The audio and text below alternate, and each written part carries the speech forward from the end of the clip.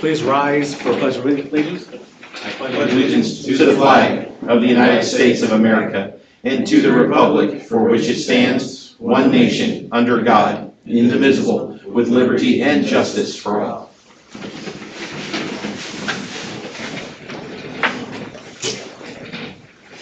Do a roll call. Alderman Volkart. Here. Alderman Ravenscraft. Here. Alderman Colbert. Here. Alderman Bell. Here. Alderman Wilson. Here. And Alderman Lewis. Here. Can I get a motion to approve February 18th, 2025 meeting minutes, please? So, second.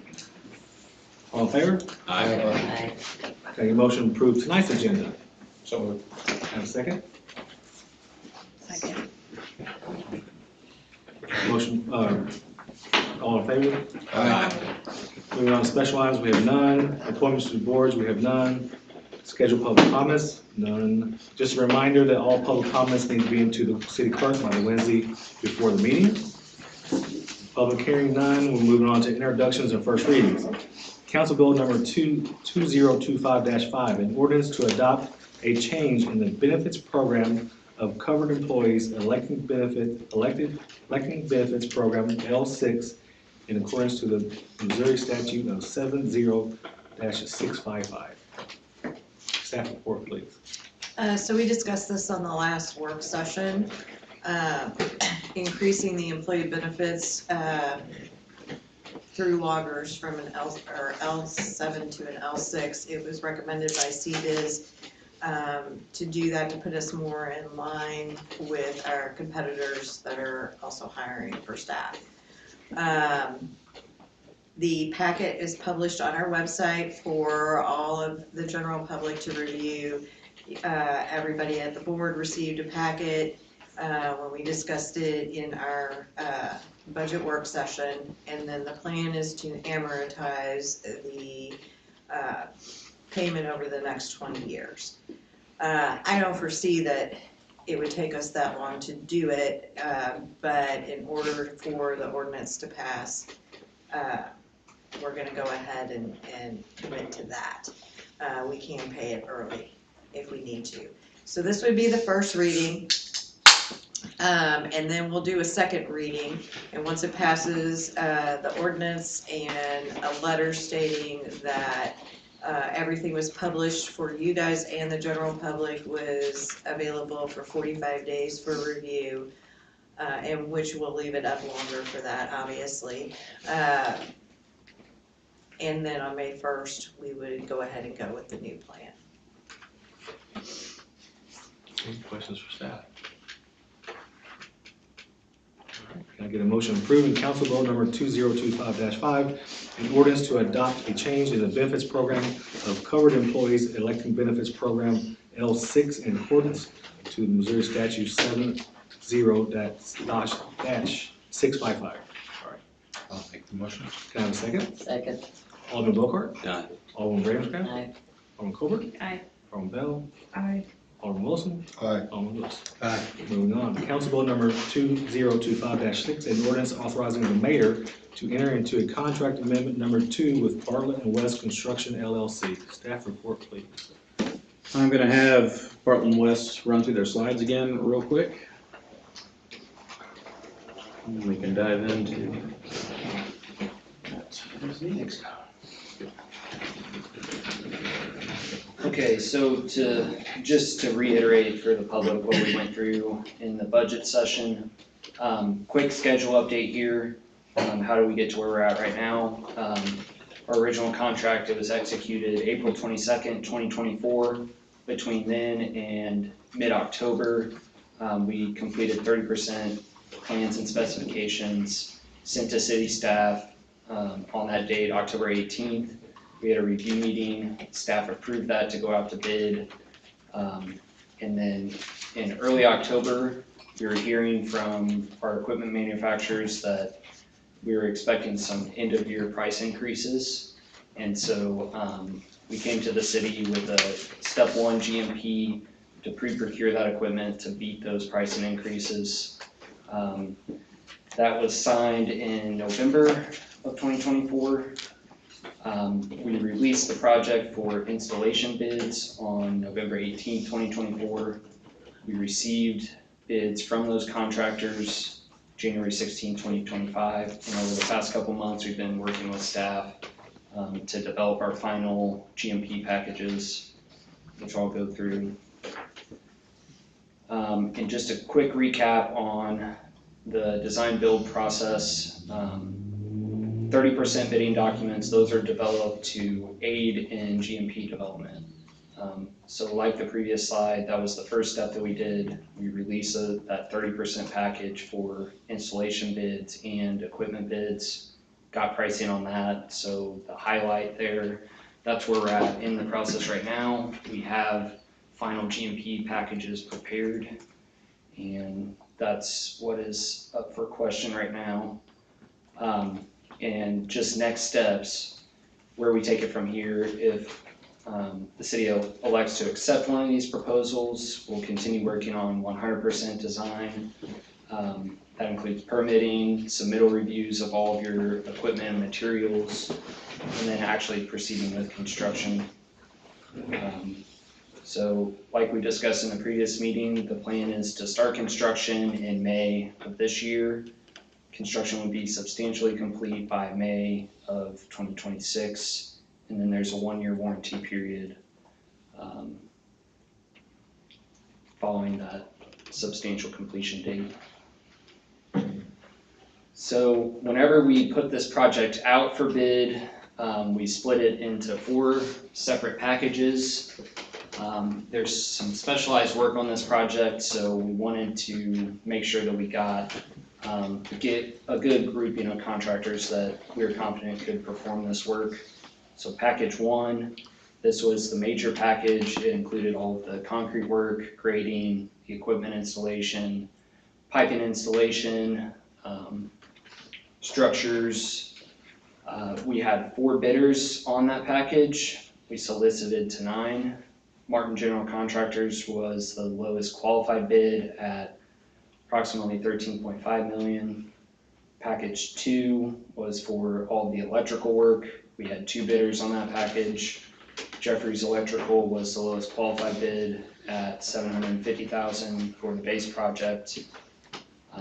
And just to reiterate, Jeffries Electrical did all of the work for the plant when it was built in 2018, 2019, so they have the best familiarity with the existing system.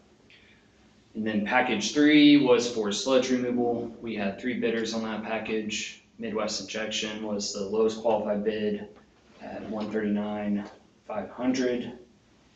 And then package 4 was for a storage building to house equipment, vehicles that are related to the sewer department. We had 2 bidders on that package. And Dow Construction was the lowest qualified bid at just over $300,000. And so a cost summary for all this work, we broke it into 5 separate proposals. So to build the project as it was designed, not cutting anything out, that was a little bit over $24 million. And then we had a proposal 2 with several different items that we looked at where we could take out of the project. They're not crucial. They don't impact the capacity of the wastewater plant. They'd be nice items to have, but not crucial to capacity. That price for proposal 2 was approximately $22,750,000. Proposal 3, this would deduct several items except for the storage building, and I'll get to all the specific items in the next slide. That package, proposal 3, $23,341,554. Proposal 4 would be to deduct everything that we came up with except for the sludge building, or the storage building and the phase 1 sludge pumps. Proposal 4, $23,455,772. And then proposal 5, the last option was to deduct everything except for supplemental chemical feed system, which is not required for treatment, was $23,061,869.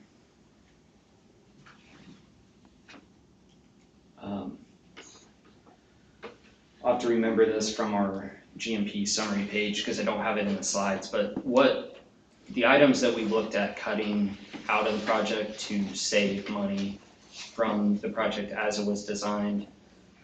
We had an awning designed over the existing headwork system. This is to protect the equipment that's there. That system has seen freezing issues over the past couple of years whenever it gets really cold. Second deduct item there was the pre-engineered metal storage building. Third item was a chemical feed system. This is a supplement to Aeromod's biological phosphorus removal system. And they have told us that the chemical feed system, it's great to have just as a backup if that system were to ever fail. It can be upset by influent loading variations, but they told us that they feel confident that the system will work. So that system is a backup and can be cut. The sand oil separator or interceptor structure, that is related to the pre-engineered metal building, storage building. So that gathers any oil, gravel, anything that would result from washing vehicles down inside of that storage building. It catches all that waste, very similar to a septic tank.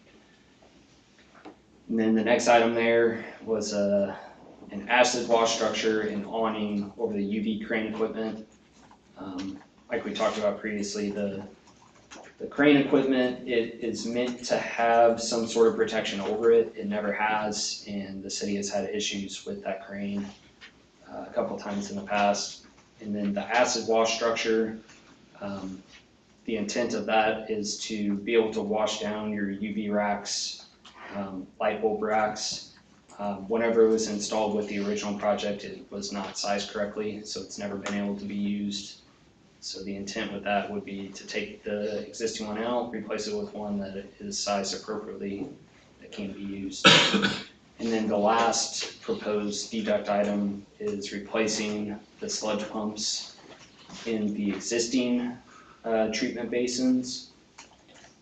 And again, this is something the city has had issues with those pumps, especially over the past couple of years. There's one of them that I believe is out of service right now.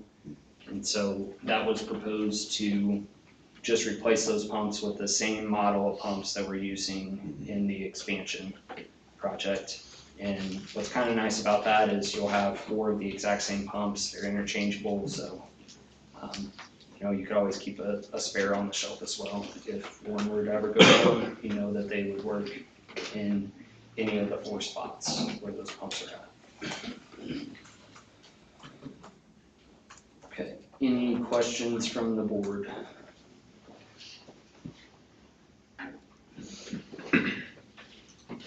Thank you. Yeah, thank you. So the item for you tonight, we have both the first and second reading on this GMP. As Kyle's slides indicated, these bids that they have put together are good through March. You have both readings tonight so that you're in a position to take action as desired.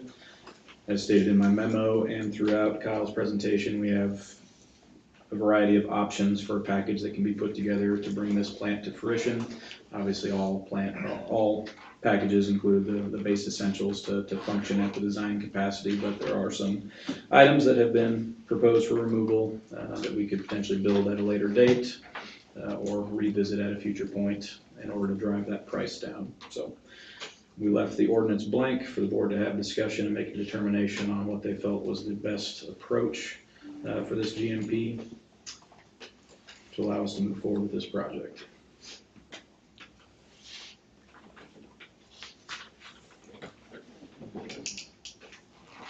Do we see a big price increase on materials and equipment and all that because of the difference?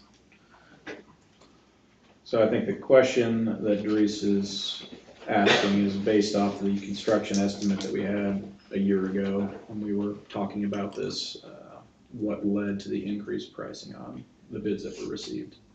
Yeah, the biggest thing that we saw was the cost of the concrete structures.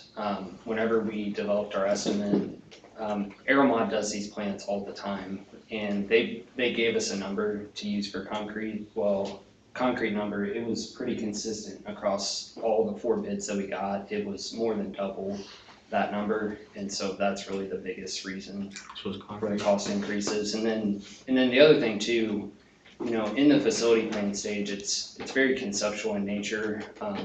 One item that costs a lot more than we had originally anticipated was the flow splitter structure that we had to add.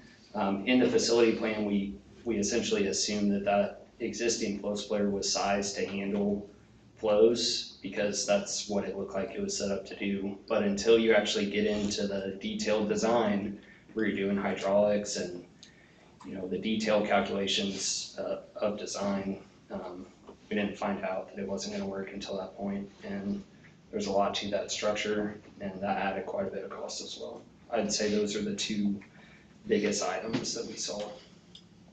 Thank you. Yep. Now we'll open up to the board, let them discuss and see which one they'd like to go with.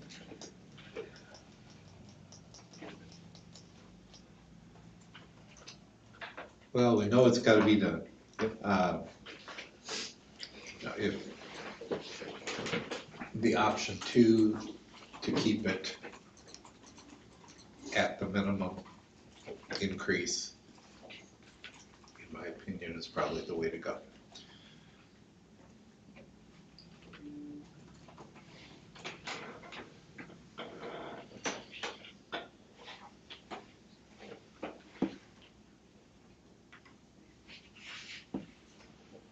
And some of these small deducts, you said that could potentially be put in future budgets to do. Yeah, I mean, I don't get worked up over the one that we had mentioned particularly was the awning over the crane equipment, the acid wash structure, so that's an $80,000 deduct. Bartlett West has indicated that they believe that bid was high to begin with as well, so that's one that could potentially be rebid, drive that price down, and do as a one-off paid in cash project at a later date. Even some of the other larger deducts like the pre-engineered metal storage building, there's always an opportunity to rebid that at a later date, drive that price down, pay for it in cash. I mean, is there anything on the deduct list that we would need in the beginning, or can we look at the end of the build? No, so as we kind of indicated, all these deducts, they don't have an impact on our ability to treat wastewater. Some of them will certainly have an efficiency impact on our ability to treat wastewater. You know, we kind of mentioned that the Headworks does ice over, they're proposing an awning over that facility up front. And that's one of the items up for deduct. Our sewer crews are out there on a daily basis, working in some capacity on some of these structures, so not only does it impact the ability for that equipment to stay in working condition and not suffer from damage and need repair, but it also impacts our ability to work out there comfortably, safely, whatever the case may be in all conditions. So I don't know the particular dollar amounts assigned to each one of these deducts, but you know, some of those smaller ones, we can try and bankroll those in cash at a later date as funding allows. And some of those may even be able to be constructed in-house if we determine that that's the best and most reasonable approach as well. Like some of these awnings perhaps can be done in-house as well to try and bring that cost down. Obviously, some of the items are gonna be equipment that needs to be purchased and installed, or we won't necessarily have the capacity in some instances to install it, like the acid wash structure, even the chemical feed system, the sludge pumps. Those aren't things that we will necessarily be installing.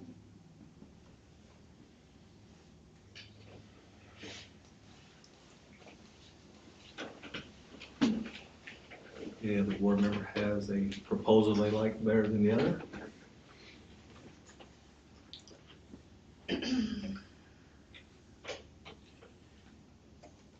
And there's nothing out there that, you know, grants or anything like that would help offset some of this cost.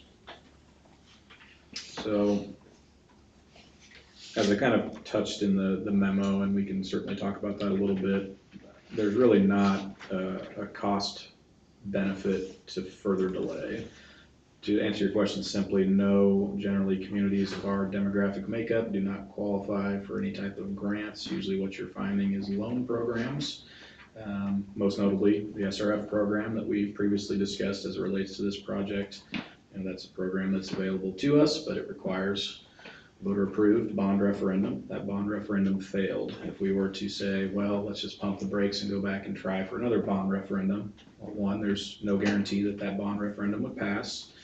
Earliest we'd be looking at a bond referendum is this fall. That doesn't necessarily align with getting us on the SRF funding program in a timely fashion, so you're probably looking at a minimum another 18 months before we could even consider breaking ground. And there's no guarantee that this price proposal comes down. Basically, to go to that route, right now we have 30% plans designed. To move forward in that concept, Bartlett West would go to 100% design. There's additional considerations that have to go into that as you're looking to use that state revolving fund for financing. Kyle alluded to some of those changes: American-made steel, prevailing wage, other restrictions that come along with that funding mechanism to drive that price down. From an interest perspective, doesn't necessarily equate to a cheaper upfront project. Especially when we just talk again, potentially 18 months at a minimum, assuming a successful bond referendum in the fall. There's no guarantee that this doesn't balloon to 30 million or 35 million at that point. Well, I mean, I understand we have to make a decision quickly, but I do wonder if, the public were to know how their rates would increase, if they would be more inclined to pass on referendum. And I don't know how.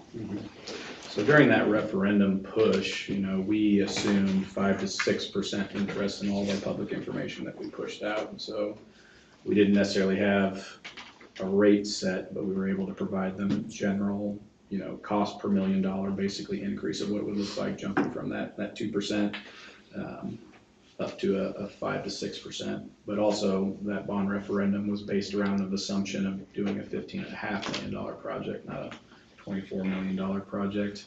I think that's my struggle, honestly, is I do wonder if people were to see how much their bills are gonna increase between now and 2029, if they would have voted differently. I mean, 15 million to 22 million is huge, 24 million, and then these rate increases, even some of us have said, oh, this is ridiculous. So I am honestly kind of struggling with being able to make a decision, because I do feel like the citizens, maybe would vote differently or would have voted differently. So I will tell you, this is a very common struggle for cities.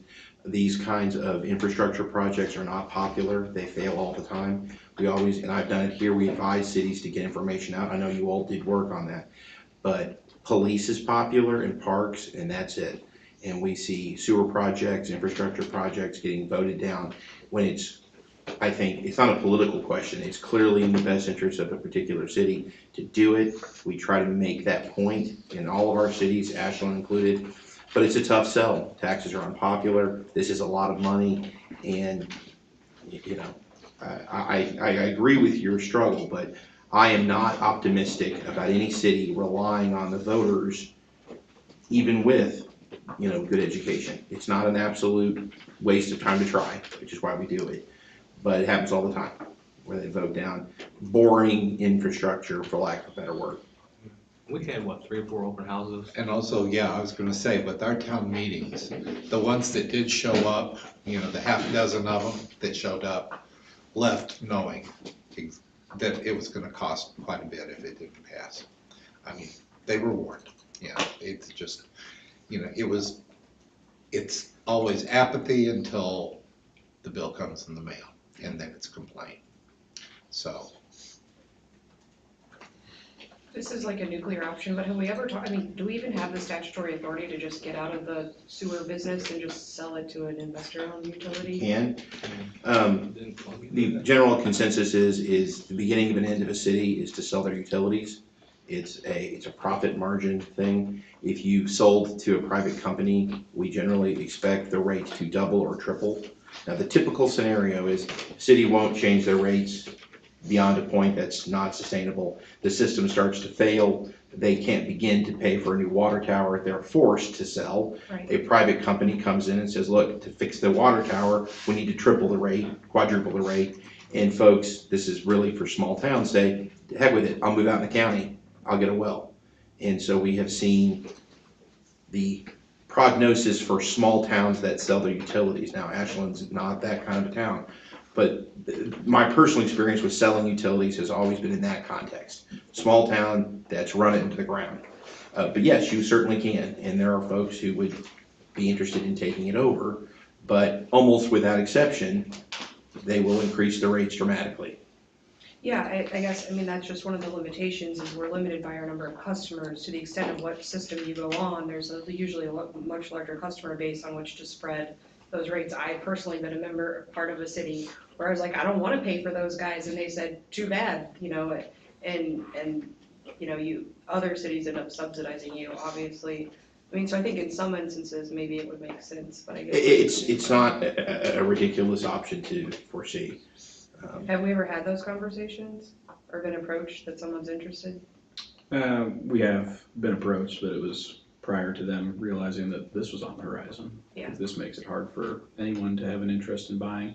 But as Todd pointed out, like you look at, American Water, I think over in the St. Louis Metro, you're talking just on water, not on sewer, you know, upwards of $100 per month on a customer basis in some instances. So there's some benefit to it, there's some negative to it.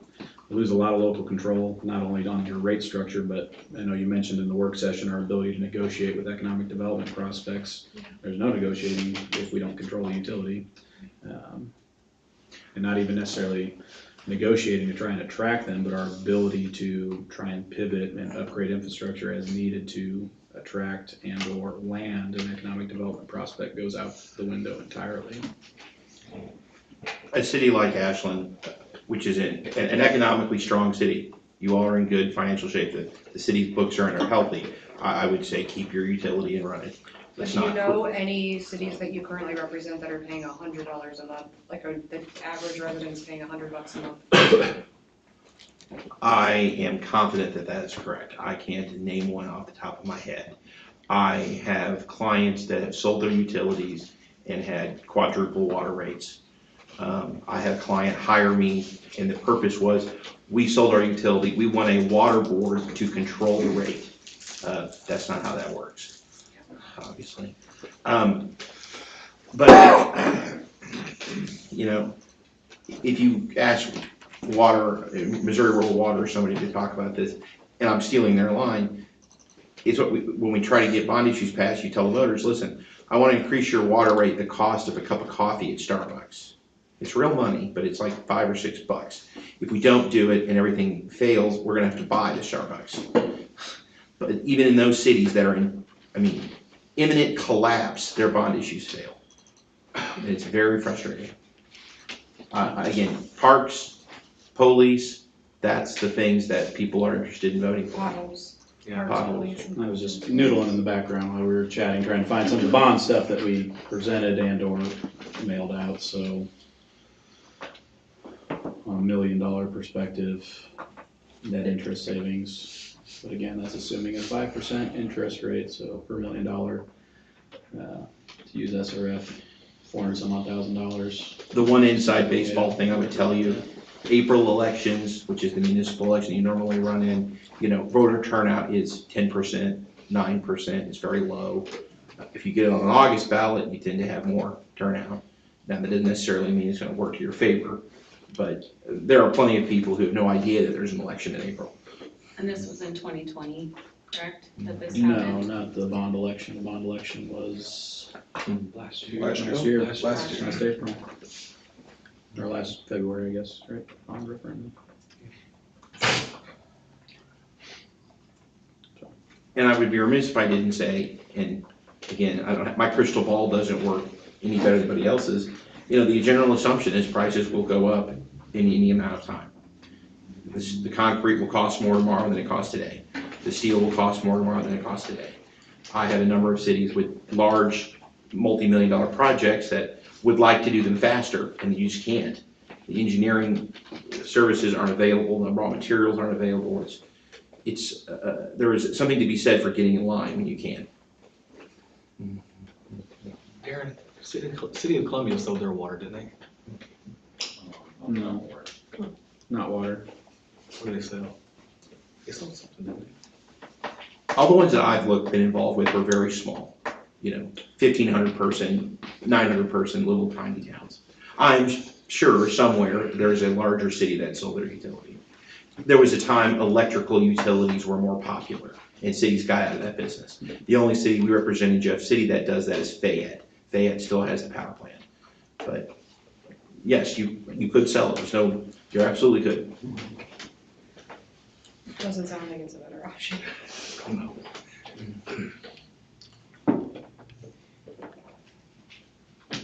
You have a question? Any other questions?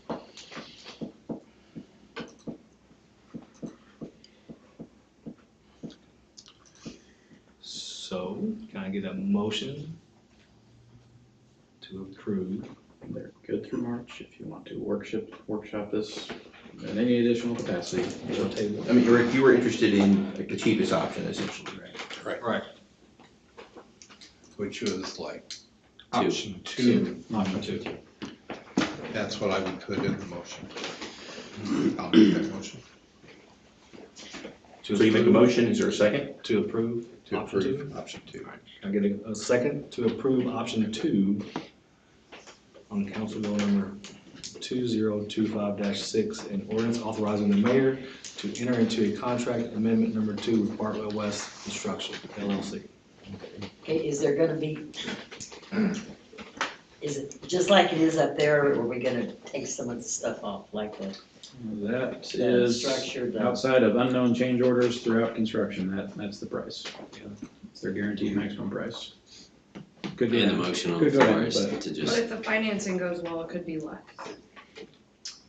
that doesn't include the cost of finance. Well, yeah, but the Well, overall, the rate the increase rate could be increase, less. Yes, the rate increase would be less with finance. Another thing I did wanna bring up, just before we move on this, our guaranteed maximum price. Quite a salesman. It does have a 7% contingency in there, which on a project of this size, it equates to about $1.4 million in contingency.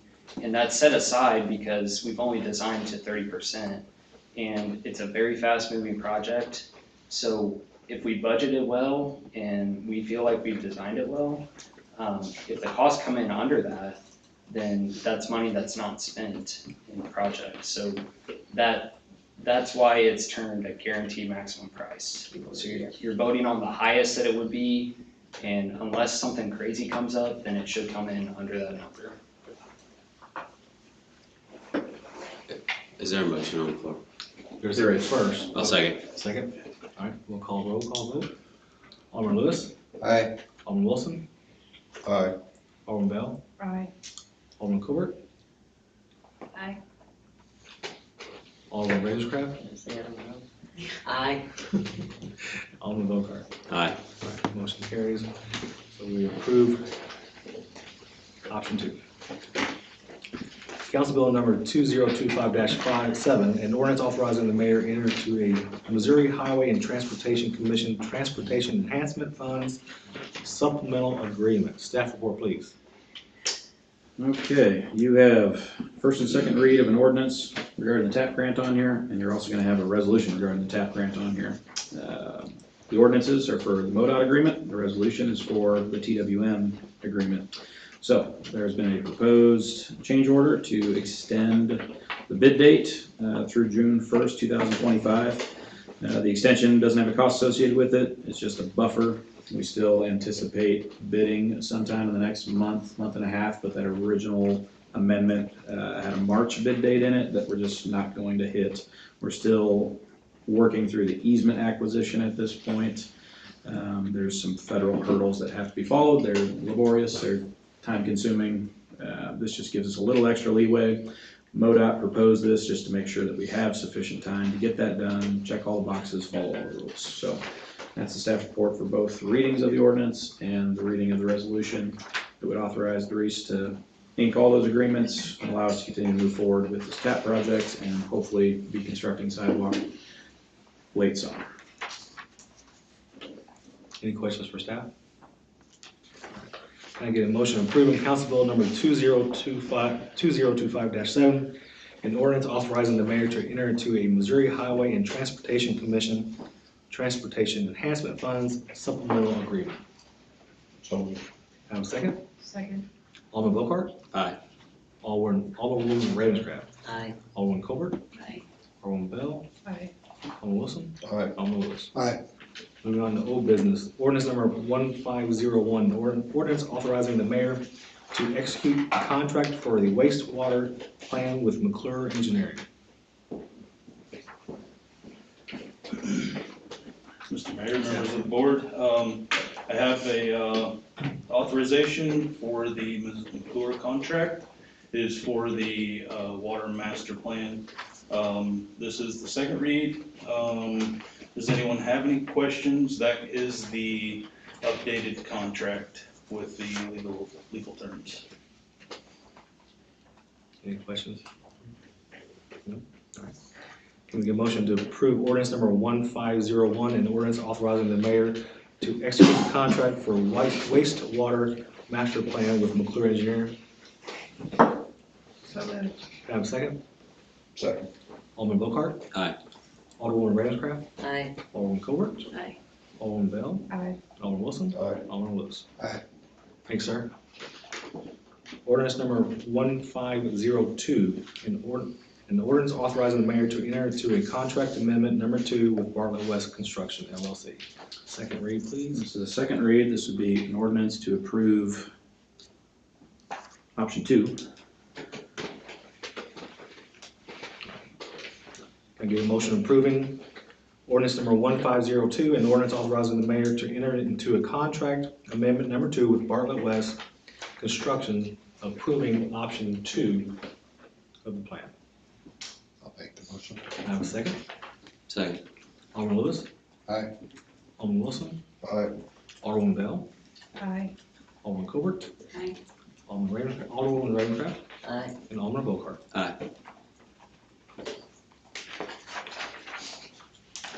Ordinance number 1503, an ordinance authorizing the mayor to enter into a Missouri Highway and Transportation Commission Transportation Enhancement Fund supplemental agreement. The second reading of an ordinance to amend the TAP agreement with MoDOT, giving us to June to get this project out for bid. Can we get a motion approving ordinance number 1503, an ordinance authorizing the mayor into a Missouri Highway Transportation Commission Transportation Enhancement Fund supplemental agreement? so, Second, Second. Alderman Bocart? Aye. Alderwoman Ravenscraft? Aye. Alderman Colbert? Aye. Alderman Bell? Aye. Alderman Wilson? aye, Alderman Lewis? Aye. Moving on to resolutions. Resolution 2025-9, a resolution authorizing the mayor to execute a supplemental agreement number 3 with TWM relating to the TAP Grant Sidewalk Trail Project.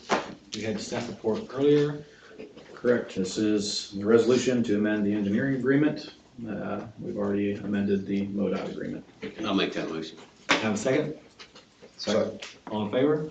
Aye. aye, Resolution 2025-10, a resolution accepting the bid for MLLC for the Caspian Oak Street Stormwater Project. Staff, please. All right, we have received bids for the Caspian and Oak Street stormwater projects, and we've been talking about those projects for a long time, to the tune of 5 years at this point, no, probably longer. So probably 8 years at this point that I think complaints came in specifically for the Oak Street project. So long time in the making to get these projects advanced. We're very happy with the number of bids we got. We received 8 bids on these projects. MMLC came in at the low bid for a total of $388,751.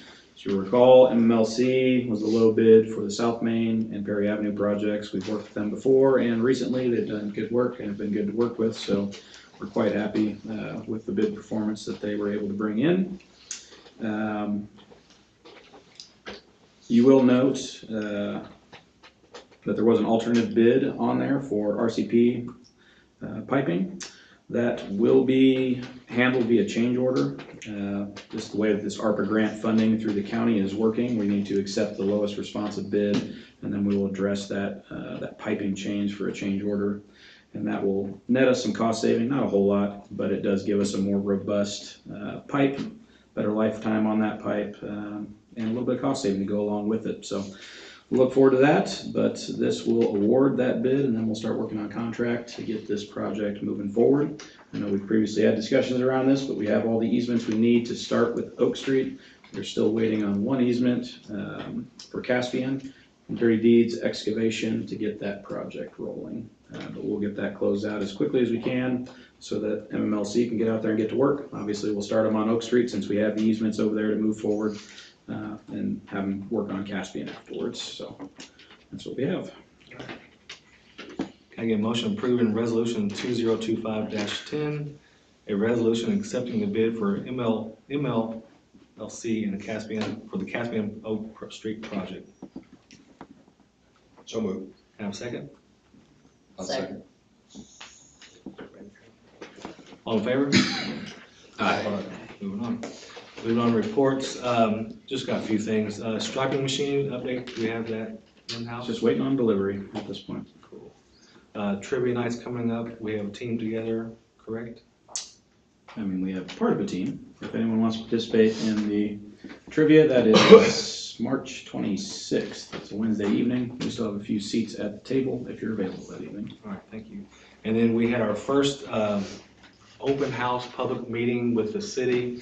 We had Scott, police chief, at Darren, and myself at Woody's last Wednesday, and it turned out very well. We had several people come out and talk, and we received positive comments about doing that kind of thing. So we'll have the next one scheduled for, I think, Jose's next quarter. So, and that is my report. City administrator. Just to piggyback on that city social, we will get that date locked in. That way we can get a calendar invite out on that. I know we had some tentative dates that we were discussing, so we'll try and get one locked in so we can get that on calendars. We had our park workshop last Monday. Pretty satisfied with the turnout we had there. I think we had pushing about 20 people all told between park board, city staff, and the public in here. Good conversation had around the proposed park improvements for City Park.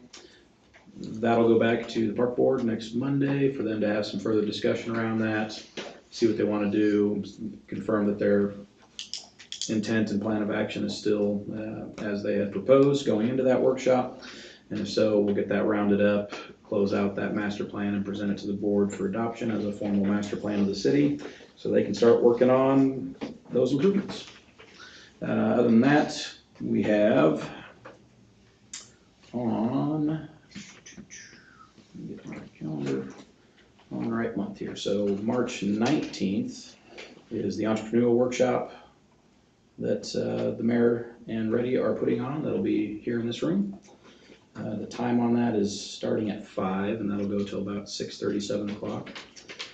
April 17th at 7 a.m. is the leader breakfast, the Southern Boone Economic Development Council leader breakfast. Let me know if you'd like to go so we can get tickets acquired for that event. Where is that? It's at the Optimist Club.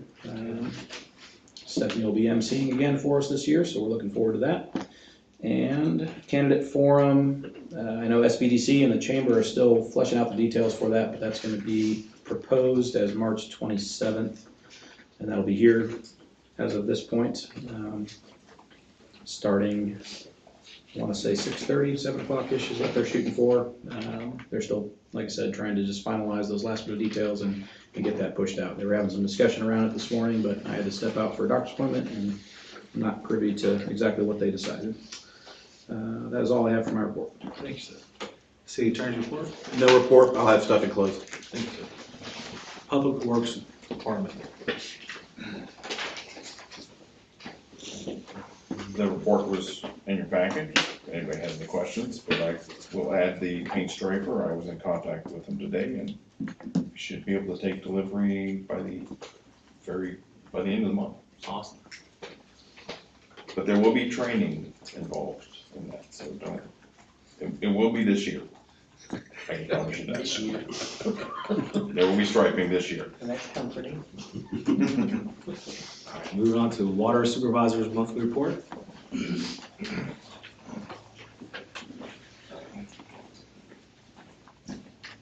Members of the board, Mr. Mayor, my report is in your packet.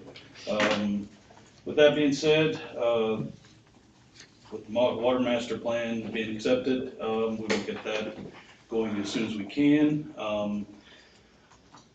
Other than that, we have been slowing down with meters, as it was cold, obviously. But I do look for that to be picking up. I do know, I've spoken with Aaron, and he has had quite a few permits pulled, so we're looking forward to getting some meters in the ground. Any questions? No major breaks on the real cold snaps? Just a hydrant. Luckily, no, just one little hydrant, well, not a little hydrant, but a hydrant that it was repaired last week, and it wasn't anything major, thankfully. So, yes. Thank you, sir. Thank you. Board of Aldermen report, Alderman Lockhart? The only thing just to bring back to attention is my favorite intersection of East Side Drive and East Broadway along the break time, where they continue to dig out that trench next to the road. Again, I don't know if we can have anything that we can even do with it. My concern kind of stems from this point is they're in the sidewalk there, and I'm not sure why, but I'm assuming that's MoDOT would be theirs to enforce and or what require, or, I mean, it's on there. But either way, whoever's right of way would be between, between the sidewalk location and the street. I mean, I could absolutely see somebody breaking a leg in that at this point. I mean, it's like over a foot deep, I think. And I don't know how we get something done about it, but I don't want the city to be responsible for whatever happens over there. Could they just not concrete that, cut it down, make it a? In the grand scheme of things, yes, that would be the easiest option. Exactly. But it's state money, so we will continue to have discussions with them about making some improvements there. Whose liability would that be if something happened there? Right away, it's MoDOT's. Okay. Well, then, I mean, I guess, I don't want us to be. And I get your frustration, because I mean, they've been in town fairly consistently doing maintenance on the roundabouts in that section of the roadway over the last handful of weeks. And that just doesn't seem to be on their radar and or a priority. But we'll continue to revisit and put pressure on them. I mean, a car could get, like if somebody accidentally drove over that in a regular car, they would be stuck and block the road because you are not getting out. Yep. I mean, it's over a foot. You need to take a Hot Wheel, put it inside of it, take a picture of it. I mean, there's so many issues around that area. Yes.